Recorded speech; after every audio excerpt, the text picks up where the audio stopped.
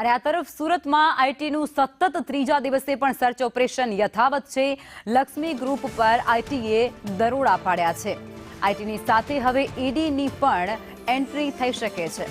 વેવાઈની જમીન પ્રોજેક્ટમાં મોટા રોકાણનો ખુલાસો થયો, જેમાં વસંત ગજેરાએ જમીનમાં પૈસા રોક્યા હોવાનો મોટો ખુલાસો થયો છે। કુલ 40થી પણ વધુ કંપનીમાં આઈટીનું સર્ચ ઓપરેશન જે અત્યારે યથાવત છે। વસંત ગજેરા 32 કંપનીમાં ડિરેક્ટર છે, ચુની ગજેરા 41 અને વૃષાલ 23 કંપનીમાં ડિરેક્ટર છે। સંવાદદાતા મનીષ વધુ વિગતો આપવાના છે। જે મનીષ, લક્ષ્મી ગ્રુપ પર જે આઈટીની તવાઈ છે તે ત્રીજા દિવસે પણ યથાવત છે। જી બિલકુલ, વાત કરીએ તો જે રીતના ત્રીજા દિવસે પણ લક્ષ્મી ગ્રુપના ત્યાં દરોડા યથાવત છે।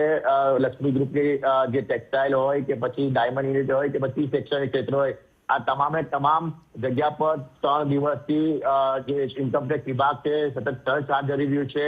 સર્ચની અંદર 1.5 કરોડ રૂપિયા જેટલી રકમ પણ મળી આવી છે। મહત્વની વાત એ છે કે લક્ષ્મી ગ્રુપના તમામ જે ડિરેક્ટર છે તેમની પણ પૂછપરછ કરવામાં આવી રહી છે।